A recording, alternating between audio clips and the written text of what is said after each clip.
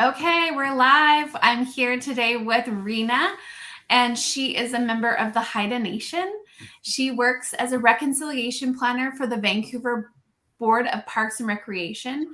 Her portfolio includes the ambitious goal of decolonizing the Vancouver Park Board. Among other initiatives, she works intergovernmentally with the local First Nations on a long-term comprehensive plan for Stanley Park.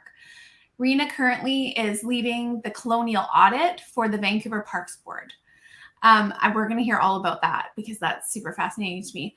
I just wanted to start off by saying it's so crazy that we grew up like just 2 blocks from each other in Burnaby, and yet we don't know each other at all. Yeah. I follow you on social media, and I always love your posts. You post very informative, very thought-provoking, and very uplifting messages for Indigenous people. So I'm really happy to have you on today. Welcome. Thank you. Thank you. I'm really happy to be here. Yeah, I follow you on social media too, and I love your posts. Awesome. Thanks.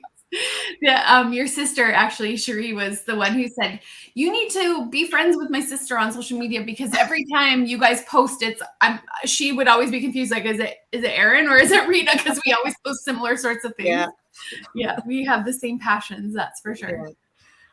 So getting into it, we're going to delve into one of the reasons why I wanted to do the podcast was that I know that there's a lot of other Indigenous women out in the world right now who have a lot of struggles.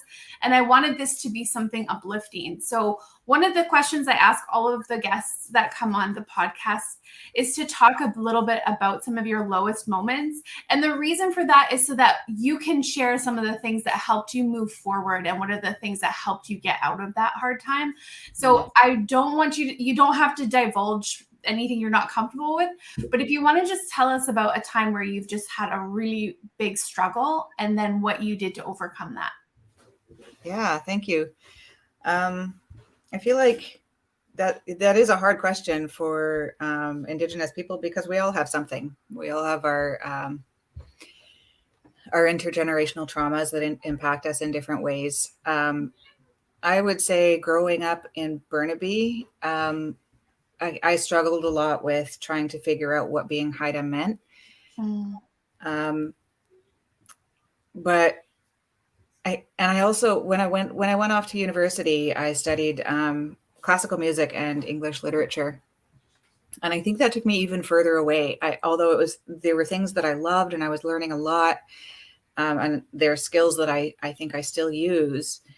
I think that threw me into a bit of a strange identity place. And I've struggled with mental health for most of my life.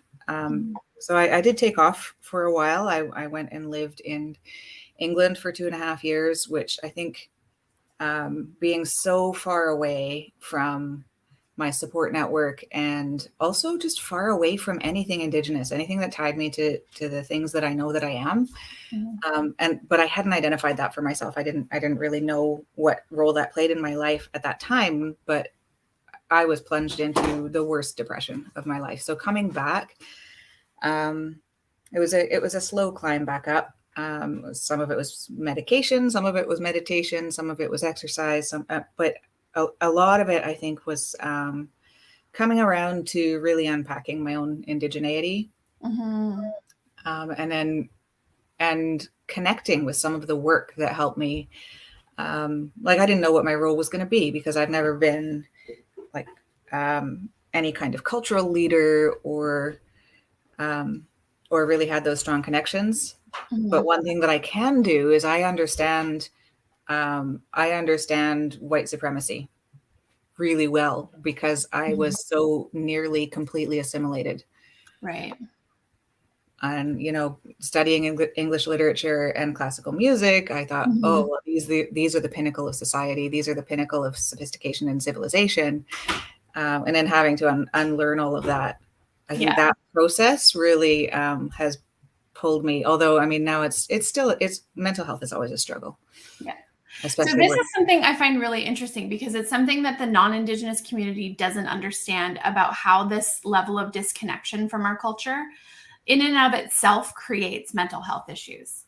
Because that level of disconnection, we feel it in our soul, that disconnect, right? And instead of having our art forms, which are still revered internationally, but they're still not, taught on the level of, all these non-Indigenous art forms and things like that.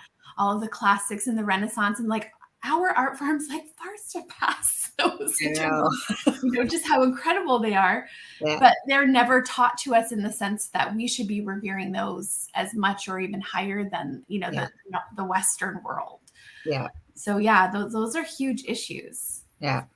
Also, so the notion of all of that. Sorry, go ahead. Also the notion that all of that is past, right? That anything that we make now is like a remnant of some previous time. Yes. Yeah. And that we're not evolving people. Yeah. And we're still advancing our culture. Yeah. So some of the things that helped you through that time, what you went and you did medication and meditation, and did you want to delve a little deeper into that?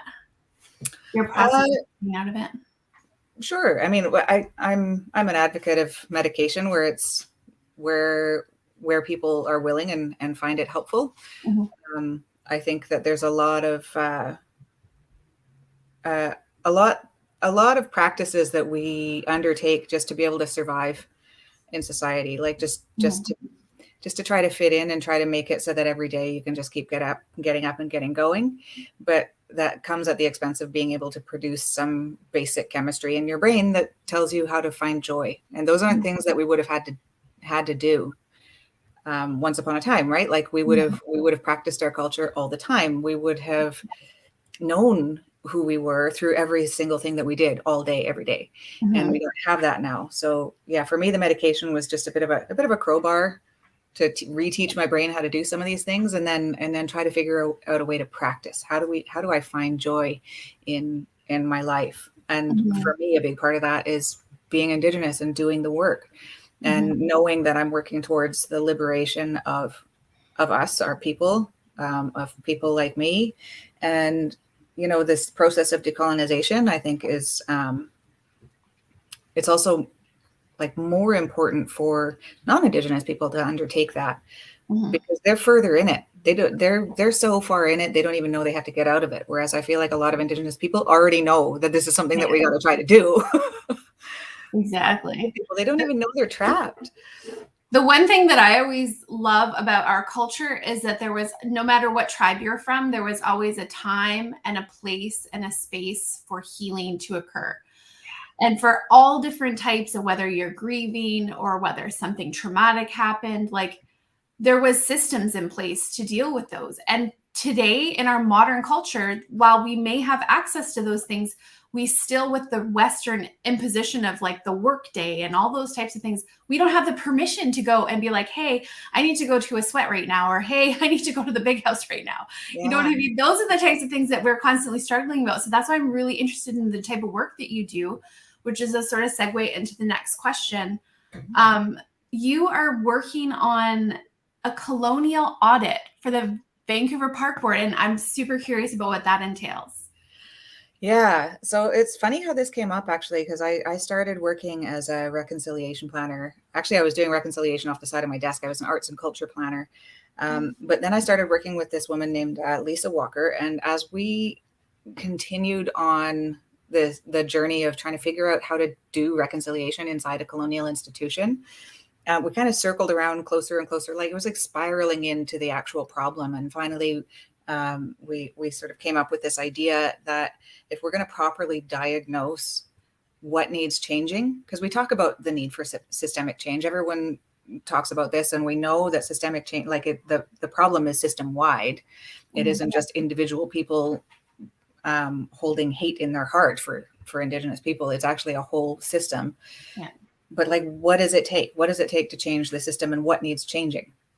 And so we came up with this idea of a colonial audit, and we're undertaking that now. But it's basically looking at our institution, the inception of it, its purpose, because it performs a colonial function. For the park board, it's they took lands, they mm-hmm. kicked Indigenous people out of their homes for park purposes, because they deemed it important for settlers to have recreation space.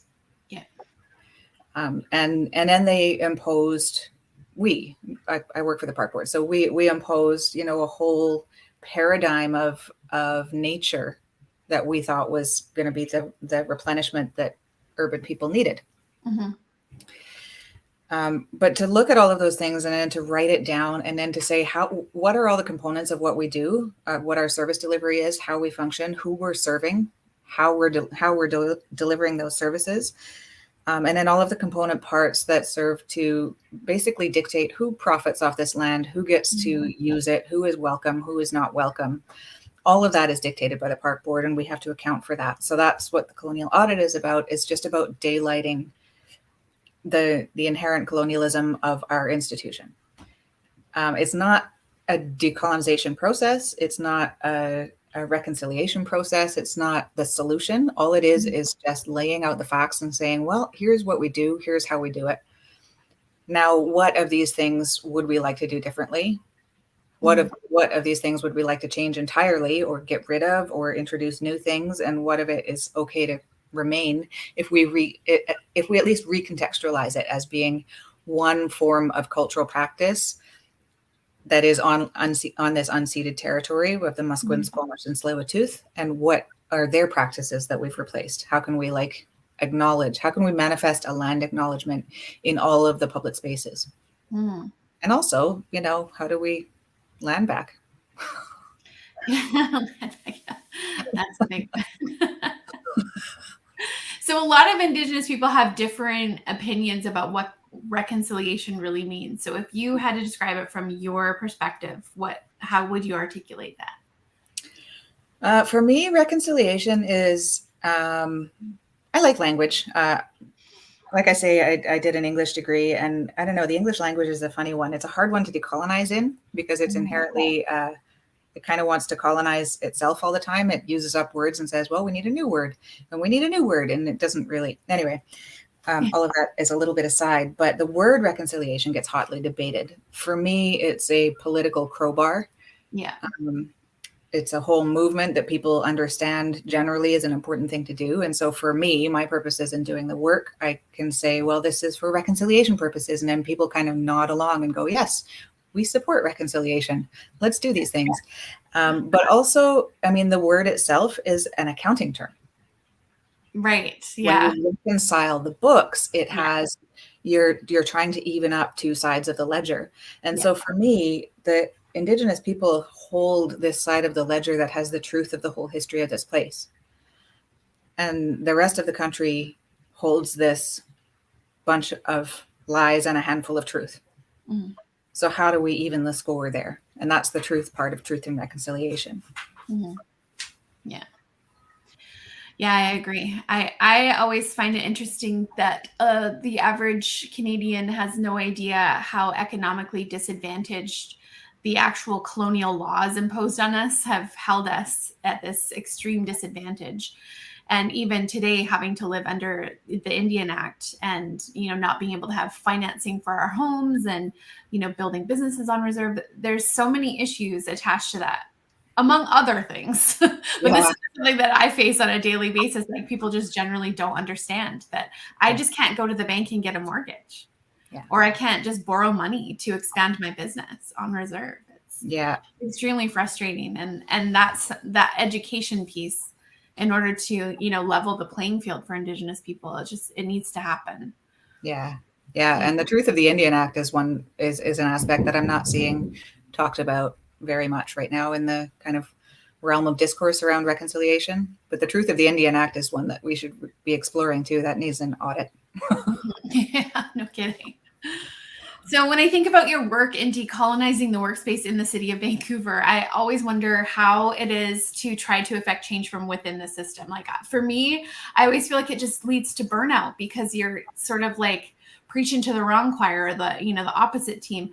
And so I'm curious how you approach this as a way, you know, I know that it's energetically taxing, and it's energetically taxing on all minority people working in these systems. So how does working within that system, how do you take care of yourself within this like workplace environment where you're trying to create change? That is super hard. And I know, so I'm going to touch on a couple of things here. One is that the notion of self-care is in any way enough to sustain us. It's not. And that would be, again, the colonial system saying it's on you to take care of yourself. We're going to exploit you. And if you just take enough baths and go for a massage, you'll be okay. Light a candle, you'll be fine. Yeah. So to me, I go to work and I talk to senior management about systems of care. Say, what are you doing? What are you taking off the table as a deliverables so that people can rest, so that people can take things at a pace that isn't going to burn them out? So there's that aspect of it. That's a challenge. I can't say that what level of success that has had so far. I'm still working on it. So do they understand the burden that you carry in terms of what you're trying to accomplish with your work and how heavy of a burden that is for you? Yeah, they're starting to. And I'll say that, the other thing is that there are other Indigenous people who work at the city, lots of them, really incredible people. I'm in awe of all of them every day. We get to meet together. I've actually just hired one, Spencer Lindsay, who also used to work for the city, but they are just an incredible powerhouse with this brain that's just always going, oh, we could try this and we could do this, and just the boundless energy. I do like to think of it a little bit as I can't take credit for this, but this was on some internet thing. They said it should be like a choir. You stagger your breathtaking, right? Right. So you can hold those long sustained notes. This is a long sustained note, so we just you pick it up. So, kind of in the spirit of this podcast that you're doing, how do we uplift each other so that we don't all have to hold it all the time, 100% of the time? Well, that's the beauty of community, right? Everyone has to step up at different times. When somebody's down and out, another person picks up the load. Yeah. Also, it shouldn't all be Indigenous people's labor. So that's another thing. And this is why I've seen people come and go at the city, and I've seen it burn them out. And I'm not going to say that I'm in it, that I have any special skills that make it sustainable, because I've been in the work now in the same basic area. I've had 3 different positions, but in the same basic area for going on 6 years now, which is just unheard of. And I don't credit anything other than the fact that I found a little corner where the work that I do with the non-Indigenous people, they have started to realize that there are things that they can do that would lift my load. There's labor that they can do that is easier for them because it's not such an emotional burden. Right. And then there are things that they need to turn to me because I need to be leading that work. And we kind of divide up that labor. I actually made some pins with that little like men at work sign that say do an ally work. Okay. Cool. which I mete out for the people I feel are actually doing the work. But those are the people who, they'll speak up against a colleague who is disrespectful or saying some microaggressions in a meeting. I don't have to do that now. I don't have to do the math to figure out if this is something that I should be addressing.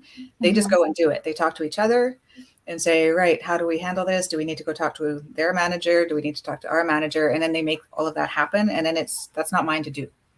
That's amazing. That sounds pretty ideal, actually. Yeah. I'm not going to say that it's like a perfect environment, but those little changes do make a massive difference for the sustainability of doing the work. That means that I can turn my attention to doing something like a colonial audit without just constantly reacting to, okay, how do I deal with the fact that this whole place is racist and built on a racist system? And that's one more thing, is that I think a lot of the people that I work with have really shifted their view of all of this work so that they're on the side of decolonizing. They're like, oh, okay, this is all my conditioning. And if I interrogate my own conditioning, then I can help to dismantle this and I can own a piece of that. But, and also recognize that they're capable of saying exactly the wrong thing that causes harm. Right. But not spin off into that white fragility of, but I'm not a racist person. They go, oh no, that's my conditioning and that's messed up. I'm really sorry. I call it institutional therapy because we're all kind of in therapy. So swinging back to the audit, is this something that you're doing just research on the history of how it all came to be, or do you go out to the community and get information from the community too? Like, how does that actually go down? Oh, it's a little bit of everything, actually. And mostly because I'm trying to keep it, I'm working with Spencer Lindsay on this right now. Exactly what needs to go in it. I've built out the framework already. So we have a rough table of contents, but we're trying to gather data that already exists so that it's not as much work. And a lot of this does exist. Like we can pull information about all of the businesses that are running in parks and the level of profit that is made out of park space. We can pull all of the data on the names of all of the parks and the origins of those names. How many are named after white men? How many are named after park board commissioners? How many are named after, military people? We also have an audit of the plaque collection that we have in parks as part of the commemoration. We've got a commemoration policy review underway. So there's a lot of this data that's being gathered anyway, and we can just highlight it and say, and put a different lens on it to deliver the data and deliver some infographics that show these things to say, well, this is the current state of affairs of what we have. And then there's also a little bit of that history telling, because the birth story basically of the park board is that city council at the time, Stanley Park was bigger in area landmass than the city of Vancouver. So when the city council began, they were like, well, we don't want to be dealing with that. That's just a whole big kind of wilderness area. So they formed the park board to deal with that on their behalf. Funny thing that happened though, is that because they had this whole group of people whose now whole job is to care about parks, those people went and aggressively sought waterfront areas to secure as parkland, accidentally preserving a whole bunch of archaeology, because they stopped major development from happening in those areas. So if you go to someplace like Seattle, you don't see those kinds of big waterfront parks, because there was never one single body that went, oh, it's our job to care about parks, let's make them. Now, I read an article, this is a few years ago, so my mind is hazy on it. I should have read up on it more before, but wasn't there tribes that were displaced from Stanley Park? Yeah, and that is the origin story of the park board, is that there were several villages, and the Department of Defense actually still owns Stanley Park. It's a federal plot of land that is leased to the City of Vancouver for park purposes. But yeah, and they did kind of a diffusion of responsibility. So the park board decided that anybody left living in the park had to get removed. So they made a motion to ask the mayor to go remove them. So that way the mayor can go in and remove all of these people and say, well, the park board made us do it. And the park board can say, well, we didn't do it. The city removed those people. But it still happened. And then some park board commissioners thought they would make a Indian village as an attraction. Totem Park there. Yeah. So is there any discussion about how to right those wrongs, or Oh yes. So what's in the works with how to address those? So I mean, it would be nice to go in and just change everything that we think needs to be changed. But when we committed to working with the three nations, Musqueam, Squamish, and Tsleil-Waututh, on a long-term comprehensive plan for the park, we quickly discovered that the first thing that needed doing was stop doing harm. These are old village sites. These are it's not just about the narrative and what the public can see. We actually had to stop. There's a whole bunch of stakeholders who have all kinds of expectations about what their ownership of the park is and what happens there. And there are lots of people, lots of different branches of the city and the park board still trying to do stuff in the park. And we had to go communicate to them and say, no, you got to stop. You have to stop trying to make permanent changes there until we can figure out what the long-term vision of this place is. We need to work with the nations on that. We need to put in some kind of decision-making criteria. So every single action that happens in that park then gets weighed against this long-term vision. If it contributes, it happens. If it doesn't contribute, then it doesn't happen. But we have to get there first. And so the first order of business is to do no harm. And even just stopping the archaeological damage was kind of a big undertaking. When did that happen? That's been basically since I started. So the past 5 years or so. Okay. So what I know you probably have like a work related goal that you're working towards, but for you personally, what is your ultimate goal in the work that you're doing right now? I'm hoping to leave things better so that other people can take on this work. I never intended to do this work. I got a Canada Council Arts grant to write my novel. I had the first 15 pages written. I submitted it. It was all ready to go. I was super excited about doing it, and they gave me the grant, and then I got this job. And so now I'm delinquent on that grant.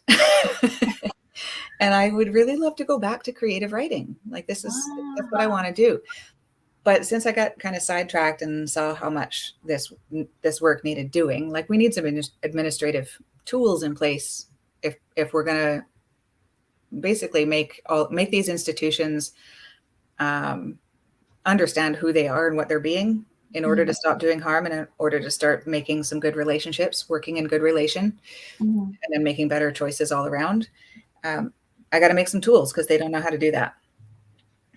So I want to leave the institution in a good position where there's a lot of good groundwork laid so that anyone else can pick it up and keep going. And also that there are some decisions made that are really hard to undo. And I would like to, I'm writing a book right now on decolonization. Oh, amazing. So I want to get that finished.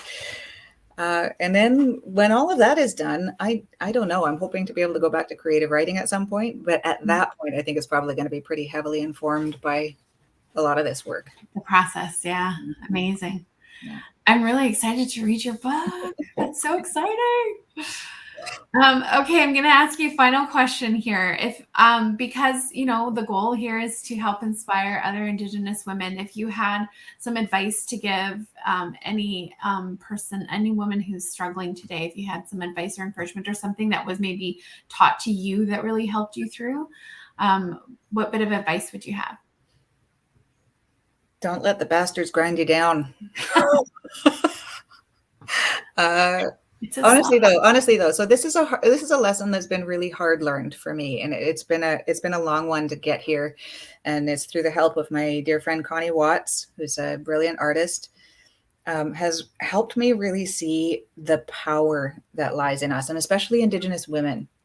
We are resilience and wisdom embodied.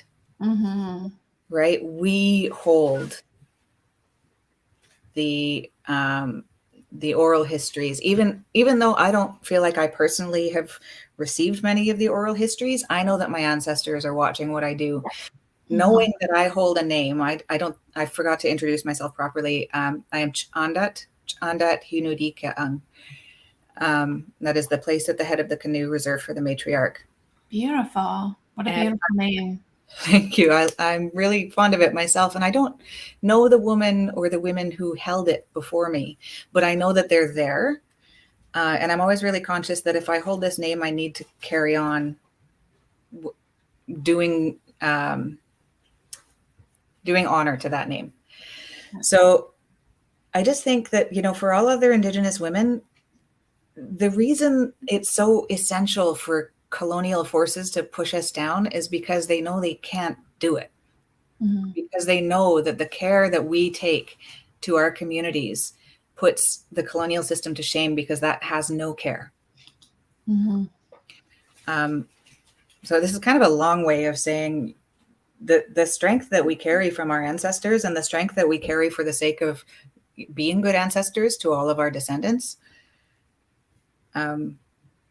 We've got it, and we have to hold each other through this to make sure that we carry on. Absolutely.